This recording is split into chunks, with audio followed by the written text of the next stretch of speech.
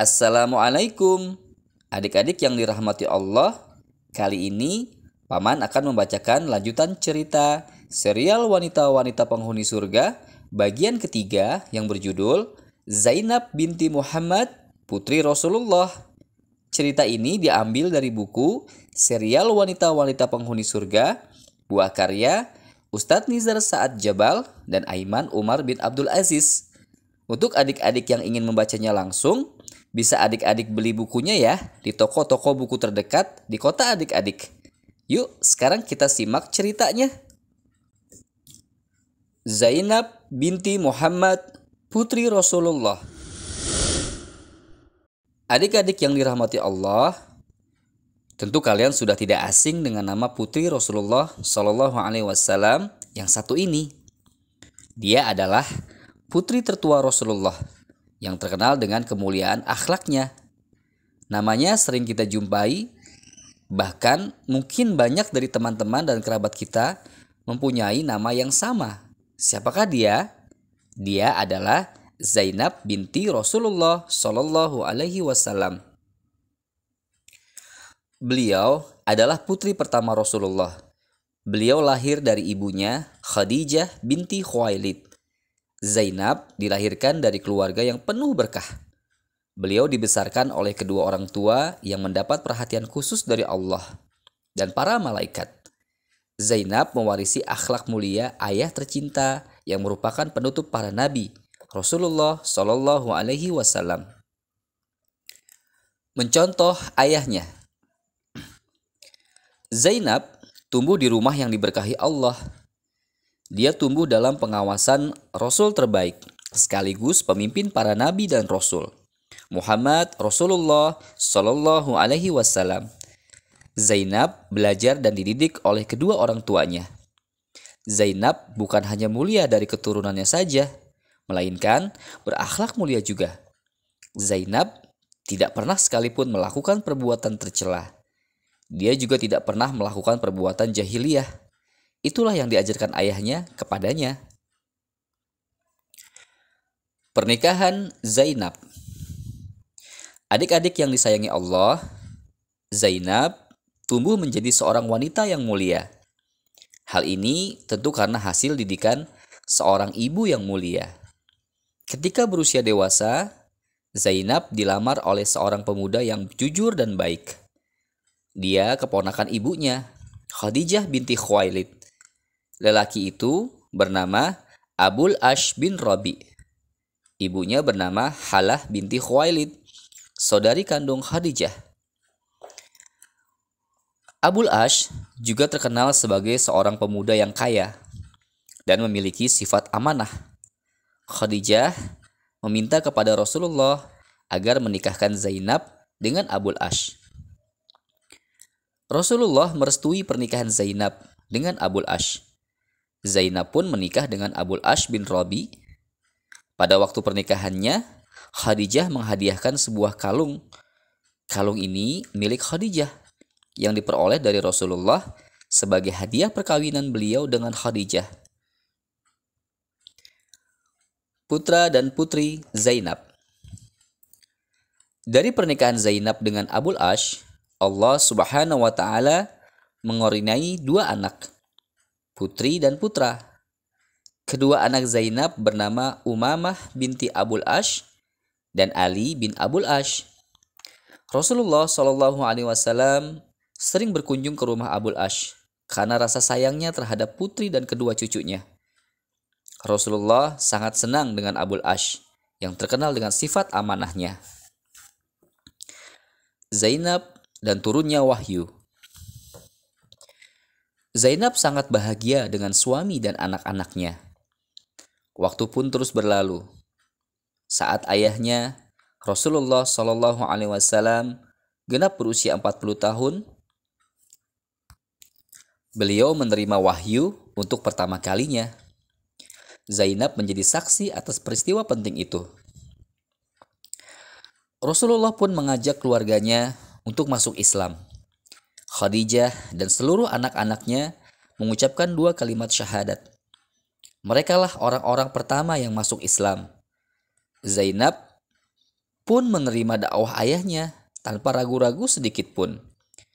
Dengan penuh keyakinan, Zainab mengucapkan 2 kalimat syahadat. Ketika Zainab masuk Islam, suaminya Abul Ash sedang pergi keluar kota Mekah untuk berdagang. Setibanya di kota Mekah, Abul Ash mendengar dakwah Rasulullah Shallallahu Alaihi Wasallam dari orang-orang Quraisy.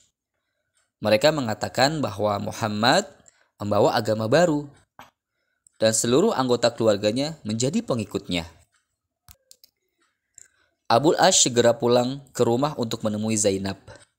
Abul Ash pun bertanya kepadanya tentang kabar yang sedang tersiar. Zainab pun menceritakan apa yang terjadi kepada Abul Ash.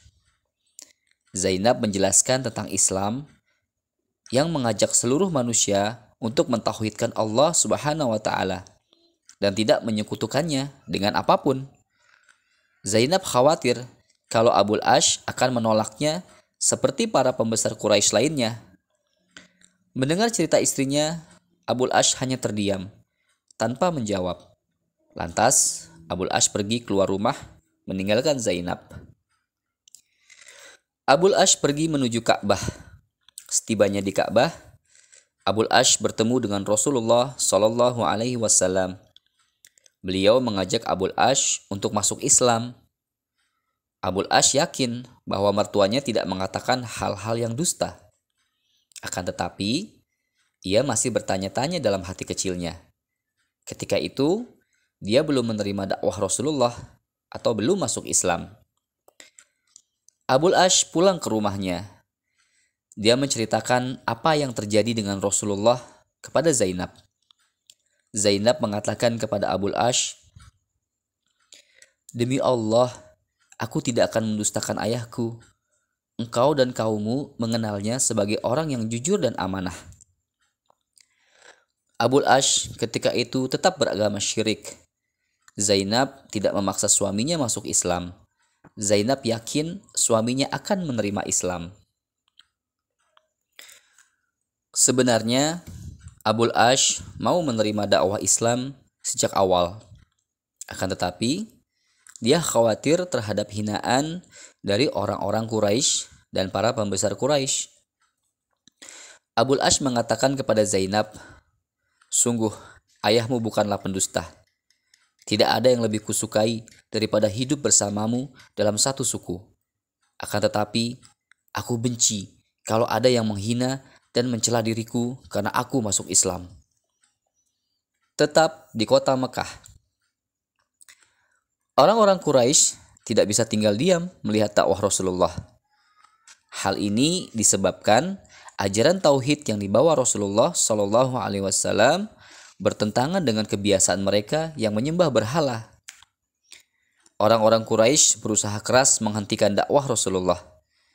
Mereka menghina, mencaci, dan menyakiti Rasulullah. Bahkan para sahabat disiksa dan ada juga yang mereka bunuh. Para pemuka Quraisy pun ikut memusuhi Rasulullah dan para sahabatnya. Padahal beberapa orang di antara mereka masih memiliki kekerabatan dengan Rasulullah. Mereka tidak ragu untuk mencelakakan beliau karena dakwah yang beliau serukan di tengah-tengah kota Mekah itu melarang kemusyrikan yang selama ini mereka kerjakan. Bahkan mereka ingin membunuh Rasulullah. Keadaan inilah yang tentu membuat Zainab sedih karena melihat ayahnya dihina dan dicaci. Semakin hari, semakin parah penyiksaan yang dilakukan oleh orang-orang kafir Quraisy terhadap Rasulullah dan para sahabat. Keadaan ini sangat meresahkan dan mengancam keselamatan umat Islam di Mekah. Akhirnya, Allah Subhanahu wa taala mengizinkan Rasulullah dan para sahabat untuk hijrah, meninggalkan kota Mekah menuju kota Madinah. Ketika itu, Zainab ingin ikut bersama Rasulullah. Akan tetapi, Rasulullah menyuruh Zainab untuk tetap tinggal di kota Mekah bersama suami dan anak-anaknya. Rasulullah dan para sahabatnya serta kaum muslimin hijrah ke Madinah. Mereka melakukan perjalanan dengan perbekalan seadanya. Sesampainya di kota Madinah, mereka disambut oleh kaum Ansor. yaitu penduduk Madinah yang sudah masuk Islam. Zainab pun lega mendengar keadaan ayahnya yang tiba di sana dengan selamat. Zainab bersyukur kepada Allah.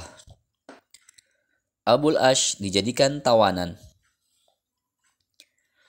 Walau ditinggal ayahnya hijrah, Zainab tetap bersabar menetap di Mekah. Sebagai muslimah yang salehah, Zainab tetap mendidik anak-anaknya dan berbakti terhadap Abul Ash yang waktu itu masih kafir. Ketika bulan Ramadan tiba, orang-orang musyrik Mekah berangkat menuju kota Madinah. Mereka ingin memerangi kaum muslimin di sana. Abul Ash ikut bergabung dengan pasukan kafir untuk memerangi Rasulullah. Mendengar hal itu, Zainab sangat khawatir. Zainab khawatir terhadap keselamatan suaminya. Dia takut Abul Ash terbunuh di peperangan itu ketika masih dalam keadaan musyrik. Ternyata Abul Ash ikut berangkat ke kota Madinah dalam keadaan terpaksa. Dia tidak mau sampai bertemu dengan orang yang sangat dimuliakannya dan juga dikagumi akhlaknya, yaitu Rasulullah Shallallahu Alaihi Wasallam. Gersangnya padang pasir bukan menjadi halangan bagi orang-orang kafir Quraisy. Mereka rela bersusah payah menempuh dahsyatnya perjalanan demi memerangi kaum muslimin di Madinah. Mereka dipimpin Abu Jahal. Terjadilah pertempuran yang hebat. Apakah kalian tahu peperangan apa ini? Perang ini dikenal dengan nama Perang Badar. Peperangan kaum muslimin melawan kafir Quraisy ini terjadi pada tahun kedua Hijriah. Ketika itu, jumlah kaum muslimin jauh lebih sedikit dibanding pasukan kafir Quraisy. Kaum muslimin berjumlah 319, sedangkan pasukan kafir Quraisy berjumlah 1.000 orang. Akan tetapi, Allah Subhanahu wa Ta'ala tidak pernah membiarkan orang-orang beriman ditindas oleh kaum kafir. Pasukan Quraisy kalah dalam perang tersebut. Sebagian di antara mereka ada yang tewas dalam peperangan dan ada juga yang ditawan. Di antara tawanan perang itu terdapat Abul Ash. Abul Ash menjadi tawanan salah seorang sahabat Ansor. Beliau adalah Abdullah bin Jabir bin Nu'man al-Ansari radhiyallahu anhu. Para sahabat tidak menyiksa tawanan-tawanan perang itu. Justru para sahabat itu menunjukkan akhlak mulia mereka di hadapan tawanan-tawanan. Abul Ash mulai tertarik masuk Islam karena melihat akhlak yang mulia. Ketika itu, saudara kandung Abul Ash yang bernama Amru bin Rabi datang ke kota Madinah karena ingin membayar tebusan agar Abul Ash dapat dibebaskan. Ternyata, Amru diutus oleh Zainab untuk membebaskan Abul Ash. Zainab menitipkan padanya kalung yang menjadi hadiah pernikahan dari ibunya, Khadijah binti Khuwailid. Sesampainya di kota Madinah, Amru menemui Rasulullah Shallallahu Alaihi Wasallam. Dia menyampaikan maksud kedatangannya dan memberikan kalung tersebut. Rasulullah melihat kalung itu dan beliau sangat tersentuh hatinya. Beliau tidak tega dengan putrinya yang salehah. Rasulullah sangat paham betapa bernilainya kalung tersebut bagi Zainab. Zainab tidak segan-segan mengorbankan hartanya yang paling berharga demi membebaskan suaminya. Lalu Rasulullah Shallallahu Alaihi Wasallam bersabda kepada para sahabatnya, "Seandainya kalian melepaskan tawanan dan mengembalikan kepadanya yang memang miliknya." Serentak para sahabat mendengarkan ucapan Rasulullah ini dan Abul Ash dibebaskan. Zainab hijrah ke Madinah. Rasulullah Shallallahu Alaihi Wasallam memperlakukan Abul Ash tidak seperti tawanan perang pada umumnya. Rasulullah justru sangat memuliakan Abul Ash. Abul Ash pergi meninggalkan kota Madinah menuju kota Mekkah. Dalam perjalanannya, Abul Ash dikawal oleh 2 orang sahabat Rasulullah. Mereka adalah Zaid bin Harithah dan seorang penduduk Ansor. Rasulullah berpesan kepada mereka agar melepaskan Abul Ash di daerah Ya'jaj dan menunggu Zainab di tempat yang sama. Sesampainya di daerah Ya'jaj, Abul Ash meneruskan perjalanan memasuki kota Mekkah. Rasulullah Shallallahu Alaihi Wasallam sangat mengenal sifat kejujuran yang dimiliki Abul Ash. Akhirnya, sampailah Abul Ash di rumahnya. Zainab pun menyambut kedatangan suaminya dengan penuh gembira. Abul Ash tidak banyak berbicara. Dia langsung menyuruh Zainab untuk pergi ke kota Madinah, menemui ayahnya. Zainab pun bersiap-siap berangkat. Kemudian, Abul Ash meminta saudaranya, Kinanah, untuk mengawal Zainab hingga menemui Zaid bin Harithah yang sedang menunggu di daerah Ya'jaj. Ketika itu, Zainab sedang hamil 4 bulan. Ketika hendak meninggalkan kota Mekah, Zainab dan Kinanah diganggu oleh seorang Quraisy bernama Habbar bin Aswad. Kinanah tidak akan membiarkan Zainab diganggu oleh mereka. Abu Sofyan mengatakan bahwa kalau sampai Zainab dijemput oleh orang Madinah dan terlihat di Mekah, itulah penghinaan bagi orang-orang Mekah. Oleh sebab itu, Zainab dan Kinanah baru berangkat pada malam hari agar tidak diketahui oleh para penduduk Mekah. Setibanya di daerah Ya'jaj, Zaid bin Harithah dan seorang penduduk Ansor menyambut Zainab. Kedua sahabat itu pun menemani Zainab ke Madinah. Sebelum tiba di kota Madinah, mereka dihadang oleh sekelompok kaum musyrikin yang hendak membunuh mereka. Zainab terjatuh dari kuda yang dikendarainya, sehingga ia menderita keguguran. Zainab kehilangan banyak darah, akan tetapi Allah Subhanahu wa Ta'ala memberikan kekuatan kepadanya dan dapat melanjutkan perjalanan ke kota Madinah. Setibanya di Madinah, Rasulullah Shallallahu Alaihi Wasallam segera menyambut Zainab, putri tersayangnya. Abul Ash masuk Islam. Waktu pun terus berlalu. Sudah 6 tahun Zainab tinggal di Madinah. Ternyata peristiwa hijrah yang menyebabkan dia keguguran itu mempengaruhi kondisi kesehatannya. Sejak kejadian itu, kesehatan Zainab terus menurun, sehingga akhirnya dia sakit. Semakin hari, kesehatan Zainab semakin memburuk. Dia tinggal bersama Rasulullah dan dirawat oleh istri-istri Rasulullah. Pada saat itu, Abul Ash berangkat ke negara Syam dengan membawa barang dagangan. Sepulangnya dari Syam, ketika melewati Madinah, kafilah dagang Abul Ash ditawan. Pada malam hari, Abul Ash mendatangi Zainab agar dibebaskan dari tawanan perang.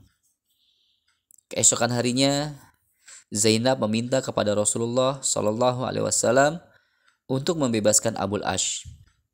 Rasulullah pun membebaskan Abul Ash dan membiarkannya pulang ke Mekah untuk mengembalikan barang dagangan milik orang-orang Quraisy. Abul Ash pun segera berangkat ke kota Mekah untuk mengembalikan barang dagangan itu. Setelah itu, Abul Ash mengucapkan 2 kalimat syahadat di hadapan penduduk Mekah. Abul Ash kini telah masuk Islam. Abul Ash mengatakan bahwa keislamannya bukan karena takut, tetapi karena kemauan sendiri. Keislaman Abul Ash ini terjadi sebelum pembebasan kota Mekah. Abul Ash segera hijrah ke kota Madinah untuk menemui Rasulullah Shallallahu Alaihi Wasallam dan Zainab. Wafatnya Zainab. Adik-adik yang dicintai Allah, Zainab radhiyallahu anha hidup bahagia dengan Abul Ash, apalagi setelah keislamannya. Namun, kondisi kesehatan Zainab semakin hari semakin memburuk. Penyakitnya semakin parah. Karena sakit itu, Zainab radhiyallahu anha pun wafat pada tahun 8 Hijriah. Rasulullah dan Abul Ash sangat sedih dengan kepergian Zainab. Rasulullah memerintahkan Ummu Atiyah untuk memandikan jenazah Zainab. Semoga Allah Subhanahu wa Ta'ala meridhoi Zainab binti Rasulullah Sallallahu Alaihi Wasallam. Baik, sampai di sini dulu adik-adik. Nantikan ya kelanjutan dari cerita serial Wanita-Wanita Penghuni Surga bagian selanjutnya di channel Lewat Cerita. Dan subscribe agar tidak ketinggalan cerita-cerita seru selanjutnya. Sampai jumpa. Assalamualaikum.